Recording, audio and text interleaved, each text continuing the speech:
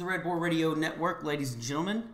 I am your host, RBR, and today I want to talk about the current state of Bitcoin and the seemingly collapsing crypto market. Right now, on 1/17 at about 11:45 a.m., all cryptos, at least 99% of cryptos in the top 100. I think one is up, which is USD Tether, which is actually pegged to the US dollar, so it's expected, to be up. But all true cryptocurrencies are currently down, most down double digits. There is a lot of doom and gloom in the crypto sphere right now, and I want to address that. So let's jump right into it. What I think is happening with Bitcoin is, first of all, is two things. The first thing is, I think just pure fear and panic are abounding in the market. And I wasn't actually planning on talking about this, but it reminds me of whenever I was reading the Iliad, written by Homer, one of the first great epics in Western history. They personify fear and panic in the Iliad. They're personified as actual gods, as deities. And in the course of a battle, fear and panic will wade into the battle and begin turning the tide. And people begin to rout and run.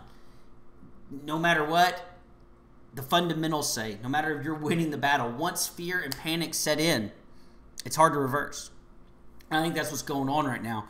And the reason this is happening is because, well, first of all, because the bulls started turning into bears. So I think that the bulls decided that they wanted to take some profits and they wanted to start driving down the price, and that's what they did. They started taking profits and they started moving down the price. And when they started doing this, I think a lot of weak hands got scared and started shaking loose, and it kind of compounded on itself, leading to a market rout. And I think this is exactly what the bulls want. And well, the bears, they're now the bears. I think that's exactly what the bears want, is they want a massive sell-off right now because they want to get all these guys who bought in at the mid-teen levels, they bought in at 12, 13, 14, 15, 16, 17. They want these guys out of there. They want to shake these guys loose, and they want to scoop up cheap coins. So I think that has a little bit to do with it. Also, some of the news is not helping the situation, right? So right at the time that bulls start taking profit and turning into bears, China comes out and says it wants to shut down. It's considering shutting down exchanges totally. All exchanges in China being shut down. And they're considering a ban on cryptocurrency mining. And for those of you who don't know, some of the largest mining operations in the world currently take place in China. So that added a little bit of FUD to the market, a little bit of fear and panic. Also, South Korea has not been helping the news.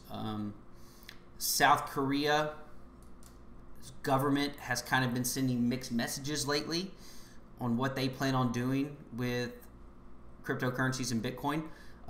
Some regulators in the government are saying that it's akin to gambling, and they're scared that people are going to gamble away their life's fortunes. Others are saying, hey, let's not jump into this too fast without actually doing our own research. So the South Korean government is divided about what to do, and that leads to, of course, uncertainty, right?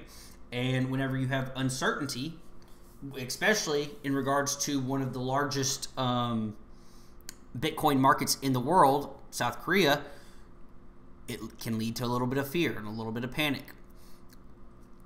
Then you have Germany, and this is the article I have up right here.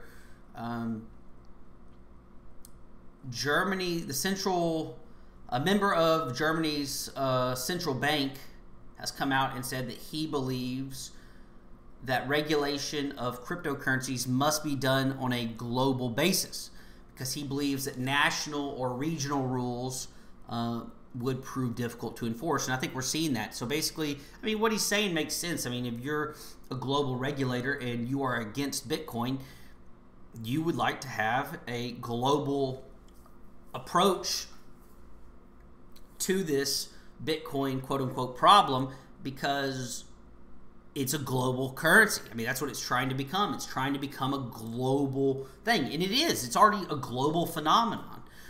So it would make sense that they would want a global response. It is a little bit worrying, right? Like, are they gonna use, are the powers, they as in the powers that be, gonna use this as an excuse to kind of integrate into a one world governmental system? You know, I mean, I think conspiracy theories would say that. But the good news right now is that the global governing bodies don't have enough power at the moment to do anything. So all we are going to see in the short term is national approaches, regional approaches. China, South Korea, Germany, these countries may take individual nation-state steps to regulate Bitcoin and cryptocurrencies, but Bitcoin has proved resilient in the past, and I think that as long as these governments keep attacking Bitcoin in the short term, piecemeal, they're going to fail. And every time they fail, it just is going to give Bitcoin more strength and more resistance against the next attack. And so I think that that is good news, really, actually. And in the short term, it may not be good news, but give me a second, guys. I need to. In the long term, I think it will turn out to be not a problem, because the global governing bodies are simply not strong enough to crack Bitcoin, I don't think.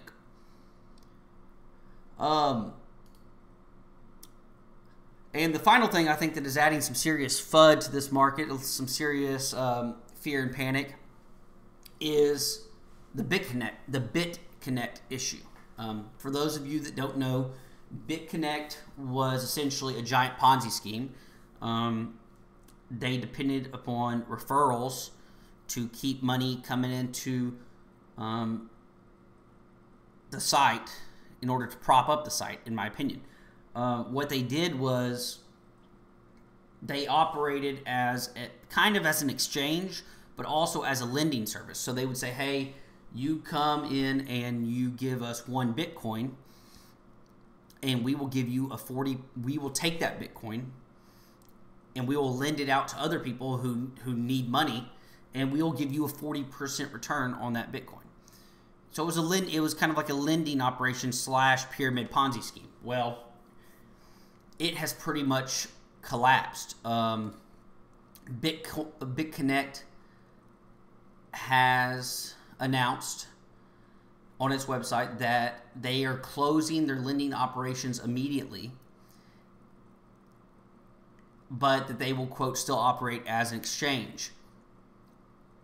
This news has led to a 90% drop in the coin, the BitConnect coin, which is BCC, and it has left many people pretty much broke, because a lot of people were putting huge amounts of money and life savings into this coin, and it has collapsed. Here, I just want to go quickly over some stuff on Twitter that I found. This is from a person posting about BitConnect. Lost my life savings in BitConnect. Please help. I've invested over $500,000 into BitConnect and currencies on the exchange with the help of a business loan. This guy took out a business loan. I plan to withdraw within a month or 2. Now I can't access the funds to sell, and the market crashed. I cannot pay for the business. My family needs the funds. I need help. Please, for the sake of all that is good, in the name of assistance, I need financial advice. This is the worst day, and I feel like gambling. I cannot deal with this. Please help and give advice. That's from one guy. Here's another one on the screen. I'm not going to read it, but you can see it. And then here's the last one I'm read. This is all a bad joke, right? It says BCC is at $30 on CoinMarketCap. People on Telegram are telling me that BCC is not even worth $8 now. Is this real? I am ruined. Like, really ruined. I have nothing left. I put everything I had into this because I trusted them. Literally, all of my family's savings are in BCC. Because of a friend told me the risk was worth it. Are you telling me I lost everything? $80,000 gone? So, these are just a couple Twitter messages that have been posted about the BCC collapse, and we kind of all knew this was coming.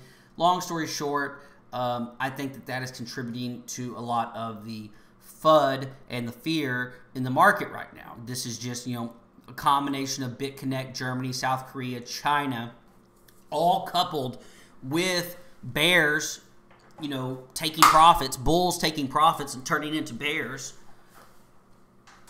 It's just a perfect storm right now. But there is good news.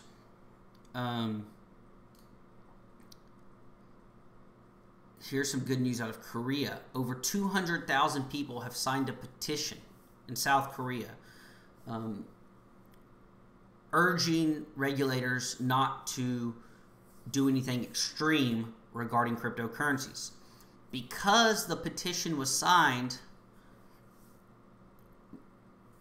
by over 200,000 people within 30 days, the government of South Korea is now forced to respond. So we will be getting a response from South Korea within the next 30 days. It will most likely be a very vague response, is my guess. But there is good news that the people of South Korea do seem to have some fight in them and do want to kind of push back. Also, Mark Cuban, owner of the Dallas Mavericks, says that he is going to accept Bitcoin and Ethereum next season at Dallas Maverick games. That seems to be pretty good news. Now, Mark Cuban is an investor in Bitcoin. He was an early hater, but has switched to an investor. And I think it's overall just a general trend, right? Despite all the FUD in the market, despite all the fear and panic and doom and gloom, we still have little things happening. We have things like this happening. We have Lightning Network getting ready to come online. For those of you that don't know, Lightning Network is going to be essentially a free and instant way to transfer Bitcoins as a payment method. So instead of paying these huge fees and waiting a day and a half for the transaction to go through, it'll be seamless. It'll be instant. And actually, Lightning Network already exists. It's just in testing phases right now. So it's there, and it works. But they're not going to fully release something onto the king of kings of the crypto market and change something without them knowing it's right. And they got it right. And that's what they're doing right now, is they're making sure they got it right. Last thing that I think is good news for the crypto market, well, not for the crypto market, but for Bitcoin, is that Bitcoin's collapse right now is dragging down all the other coins. And that may not seem like good news on the surface, but I think it is because it proves that Bitcoin is the reserve crypto. It is the gold of crypto.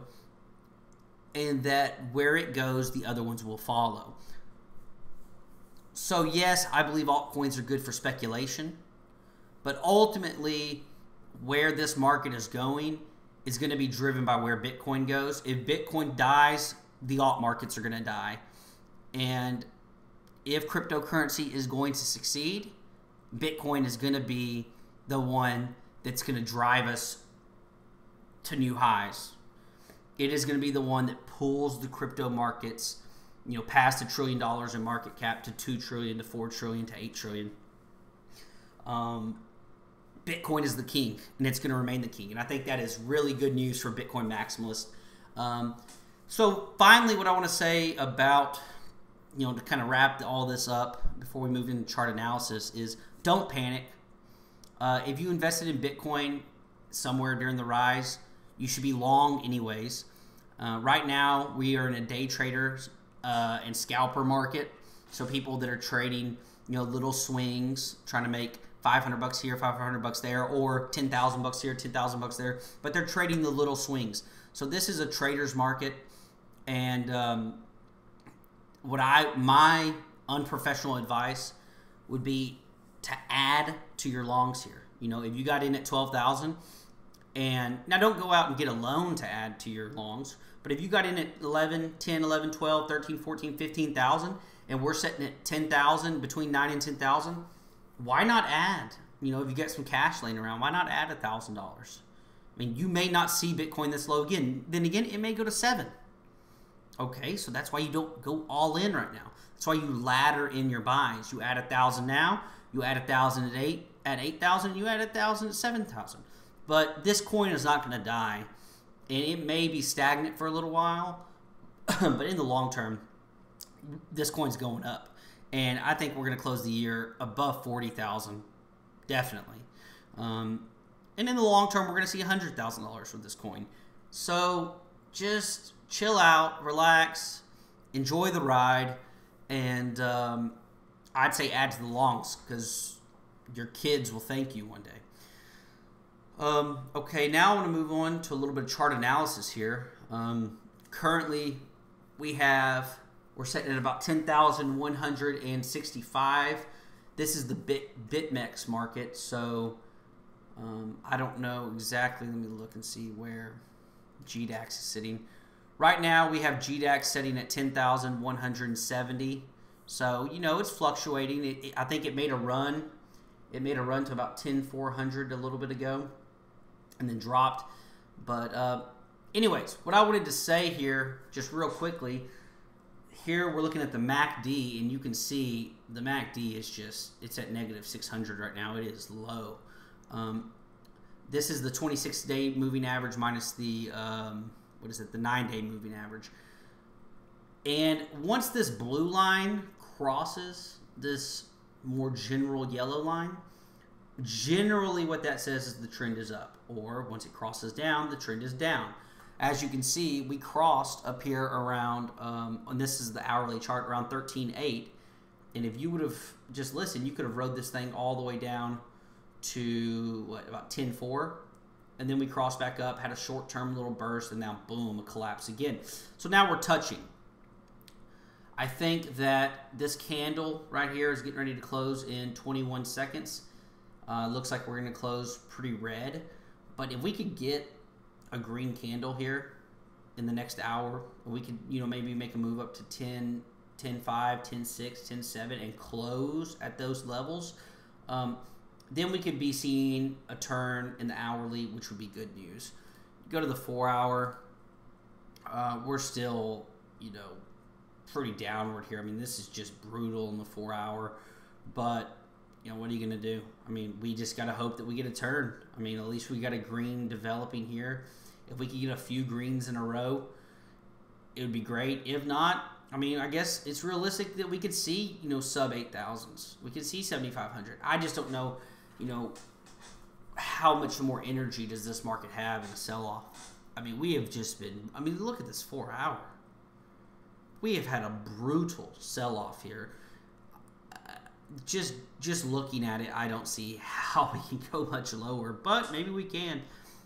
But I just think that overall, this 4-hour will turn the corner, and we will begin to head back up and test 13, 14, maybe even test 15 again pretty soon. So just keep an eye on this 4-hour MACD and an eye on the hourly MACD. And that's what I'm wanting. See, look, we do have a little bit of a cross developing here. If we can get the next candle to close at 10.5, 10.6, 10.7, we're gonna see that cross sustain, and then that'll be really good news. If we can get a few candles closing up here, it would just be awesome. But we'll see. Last thing I wanted to point out, guys, is to just show you this chart that I made. I made this last night, and it kind of points out that we have not. This is not unprecedented, guys. So the current sell-off, right? Well, hold on. The current sell-off right now started on January 7th, so about 10 days ago, and so far has been about a 45% sell-off. So we started out at about 17.2, and we got to a low of about 9.5. And you know, if you really want to go all the way down here on this wick, it'd be 9.2, but you know, let's say 9.5, 9.6 as a low. That's a 45% ish sell off, which is huge. Don't get me wrong, but if you go back to 12.17 to 12.22, we had a 40% drop here. You know, we went from a high of 19.6, 19.7, all the way down to 11.3. You know, so 40% drop there, and what do? We rebounded. Now we rebounded only to sell off again, but still not unprecedented. Now let's go back to November 8th. So this sell-off here started on November 8th at a high of about 7,800 and proceeded to sell off all the way until the 12th. So about a 4-day sell-off, and it was about a 30% drop. Pretty hefty drop. All the way down to 5,600. And what do? We just proceeded to climb up and up and up to all-time highs. Now, back in September, a 42% drop. September 1st was the high of about 5,000. And by the 15th, so 10 days later, which is about how long our sell-off so far has been currently, we were down all the way to 3,000, which is about a 42% drop. Going further back,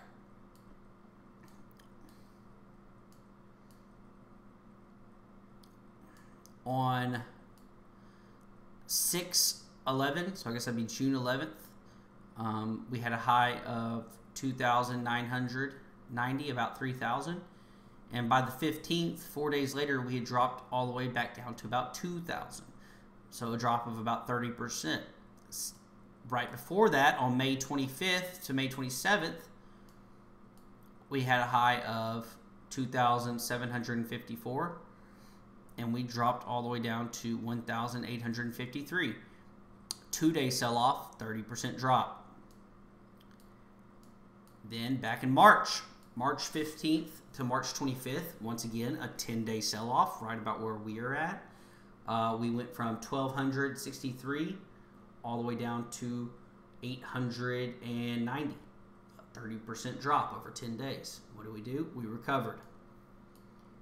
And then finally, to complete kind of the yearly thing, we had a 33% drop from January 5th to January 12th. We were at 1,141, and we ended up dropping all the way down to 751, which is a 33% drop. So, all that being said, over the past year, we have had 1, 2, 3, 4, 5, 6, 7 drops greater than 30%. 2 of them greater than 40%.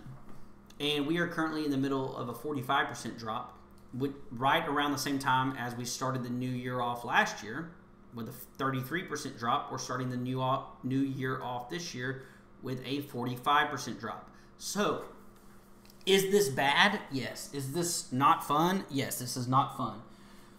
But is this disaster? No. This market is going to rebound, guys. We are going to go back up. And you know what? We are going to test all-time highs again this year. This market will be at 20,000 by the end of this year. Now, I know that's not a very bold prediction, right? I'm not going out on a limb here, but just think about that. Think about that. Pretty much everyone in the crypto space agrees that we are going to test all-time highs before this year's out, which means we're going to over double where we are sitting right now. Right now, we're sitting at 9,900. So that would tell me this is a time to buy. To buy and long.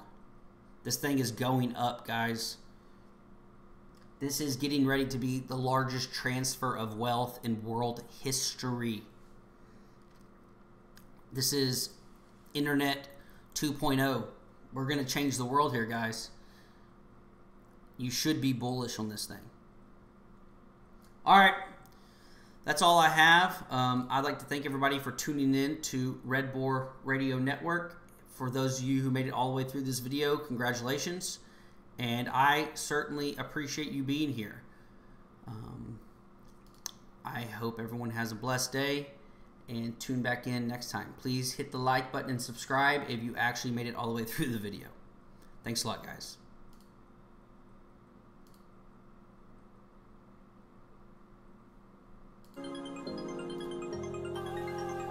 Here's a little outro music. Hope y'all enjoy it. I'm going to play the whole thing. 3 minutes. You make me feel like home. Adios. You turn around, I feel the breeze over me. You watch your dreams unfold. Let it come around and let it breathe over me. It's time to go away into the light. I feel the calming energy. I see the darkness coming, and I'm calling you to help me set me free. I'm calling for you.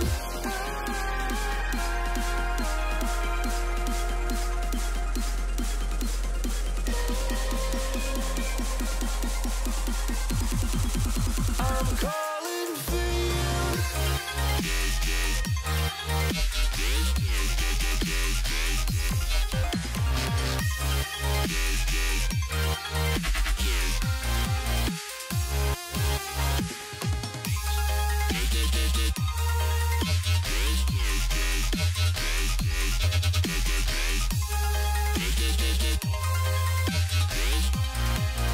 I'm calling for you. Lie all the fate of the world in your plans, guarding your faith with the palm of your hands. I know, yeah, I know. It's the unknown, the unknown.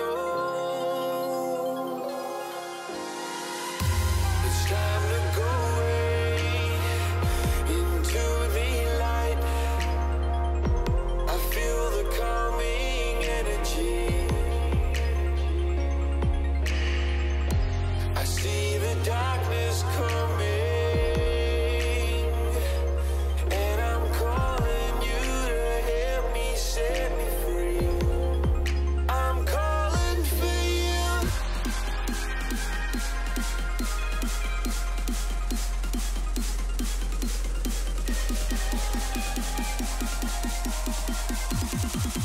I'm calling for you.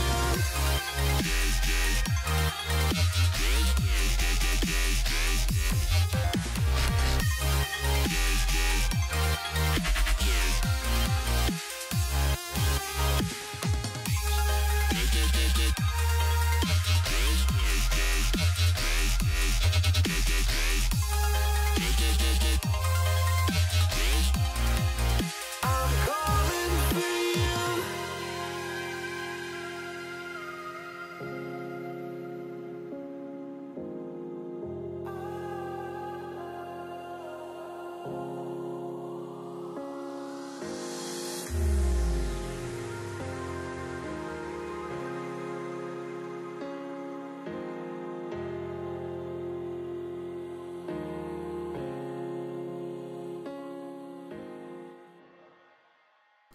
Thank you, guys. Have a blessed day.